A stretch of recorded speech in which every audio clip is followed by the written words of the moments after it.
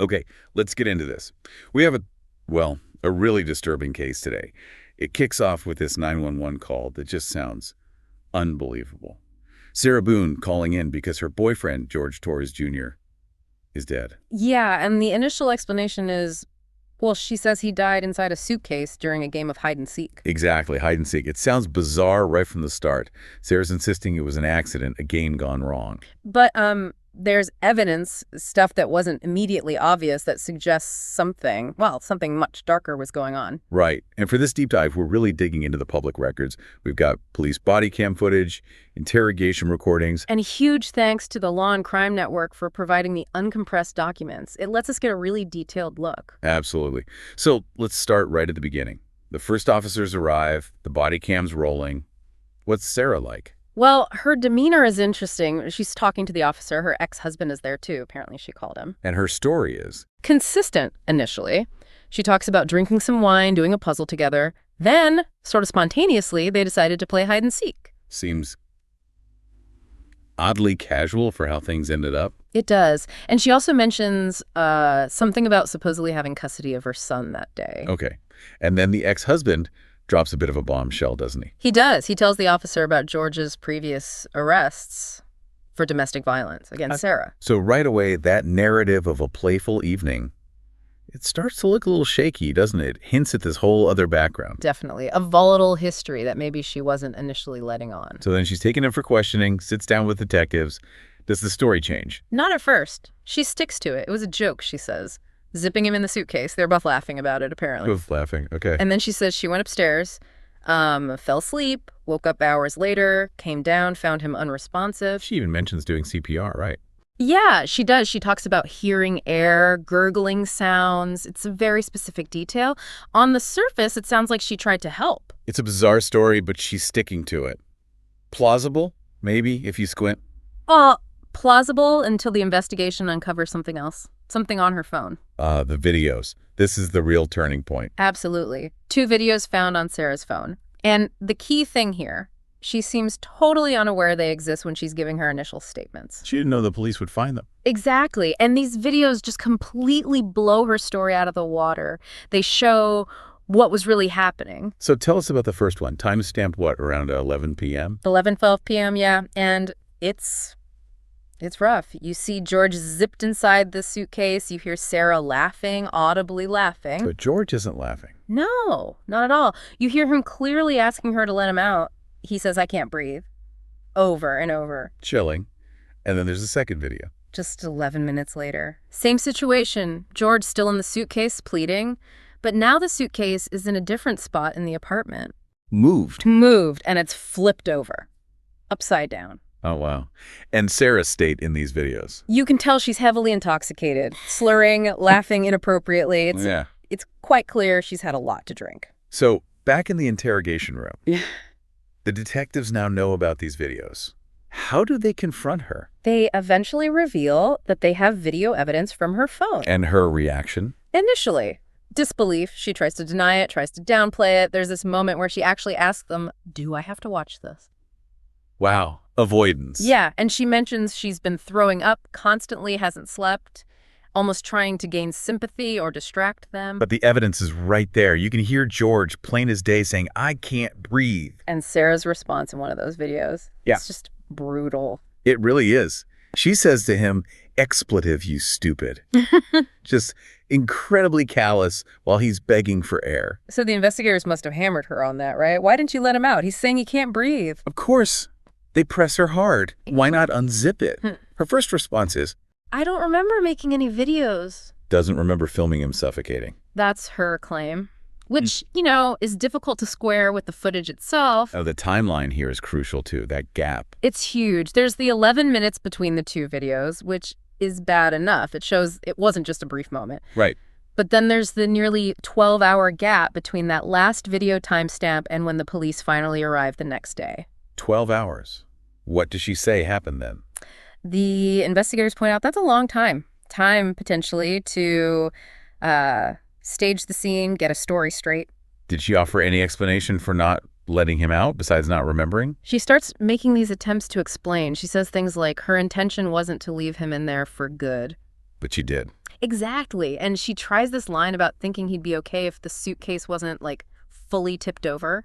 But the video shows it was tipped over, and he's pushing from the inside, clearly trapped. No air holes visible. Right. The videos completely contradict that. The difference between her initial story, this fun game, and what's actually on camera is just vast. And this selective memory thing. She remembers doing CPR, remembers the puzzle, but not filming her boyfriend dying. It's convenient, isn't it? It definitely raises red flags for the investigators. So the videos are damning, but there's more, right? The autopsy. Yes, the physical evidence adds another layer. The autopsy finds injuries on George. What kind of injuries? Things like injuries to his left shoulder, a cut near his lip, a contusion on his neck, bruising on his forehead, his skull. So not just suffocation. There were signs of some kind of struggle or impact. Potentially. And crucially, the forensics team confirmed these happened the night he died. They weren't old injuries. How did Sarah explain those? Did she even try? Oh, she tried. Her explanations were, well, let's just say they weren't very convincing. Like what? She suggested maybe he fell off her son's bike earlier, or that he often ran into walls or the hall tree, just clumsy, basically. Right. Running into walls, causing multiple bruises and cuts. The investigators clearly weren't buying it, and this is where they really start digging into their relationship history again. The domestic violence calls she'd made before. Exactly. They bring those up. Point out that she had called the police on him previously, though interestingly, no charges were filed after the most recent incident before his death. And does this make her story shift at all? It really does. Remember how initially she said things had been good between them recently? Yeah. Well, now, under pressure, she starts saying things like, George was coming at me all the time. It starts to sound less like a happy couple playing games. So is she suggesting a motive? Maybe retaliation, even if she tells us it was an accident? It certainly introduces that possibility, doesn't it? That maybe this wasn't just a drunken mistake, but stemmed from ongoing conflict. The investigator actually calls her out on it. How so? Asks her about her definition of good, and challenges her timeline, reminding her about the last incident, something they called the curtain rod incident, wasn't that long ago. So her narrative is really starting to crumble. Completely. She also tries to blame her drinking on George, saying she doesn't normally drink that much. Claims she knew him best, was trying to help him with anger management. Trying to paint herself as the victim or maybe the long-suffering partner. It feels a bit like that. And then it comes out she'd actually filed a restraining order against him in the past. Wow. So much for things being good. Right. And she even brings up his ex-wife at one point. It's just a tangled, messy, and clearly troubled relationship history. Okay, so the picture is getting clearer and much darker. How does the interrogation move towards the endgame? The investigator circles back very directly, asks her straight up, do you remember making any videos? And they actually show her the evidence. They show her a still image first, from that first video. Her reaction. Just denial. No, I don't remember that. Even looking at the picture. It's incredible. And then they likely play the audio. Because the investigator quotes her own words back to her, that horrific line. The expletive, you stupid. Directed at George, yes. And prefaced with, for everything you've done to me. Oh my God, that sounds like motive right there. For everything you've done to me. It certainly sounds that way. The investigator hammers this point, George begging for help, her just cursing at him. And then they must ask the ultimate question. They do. The investigator looks at her and says, point blank, you realize you're the person that killed him, right? How does she respond to that? Her answer is chillingly calm. She just says, I thought about that. I thought about that. Just, wow. No denial. Not a direct denial at that moment. Just, I thought about that. It's quite something. So the investigator lays it all out. The evidence. Yeah, breaks it down, leaving him in the bag while he pleaded for air, saying, expletive you to him. The video showing the suitcase flipped over. Does she admit to flipping it then? No, she continues to deny intentionally flipping the bag, sticks to that part, sort of. But it doesn't matter if it was intentional flipping or just leaving him there, does it? He couldn't breathe. Why didn't she let him out? That's the core question the investigator keeps coming back to, especially after he said, I can't breathe. Her answers are they don't add up. Contradictory, inadequate. And then, in the middle of all this, she asks about her stuff. Yeah, it's another one of those bizarre moments. She asks about getting her phone back, her son's laptop, even a wedding or engagement ring. Seriously? Yeah. While being accused of killing her boyfriend. It shows such a disconnect from the reality, the sheer gravity of the situation she's in. It's quite startling. So the formalities proceed. DNA, fingerprints. Yep, they collect her DNA, take her fingerprints, standard procedure, building the case file. Is there any final exchange that stands out? There's this odd bit near the very end. The investigator says something like, "We talked about today, yes," trying to confirm she understands what's happening. And Sarah? She just seems confused, asks, "What do you mean?" Like she's completely lost, or maybe still pretending to be. Then comes the arrest. Formally charged with second-degree murder, taken to the Orange County Jail.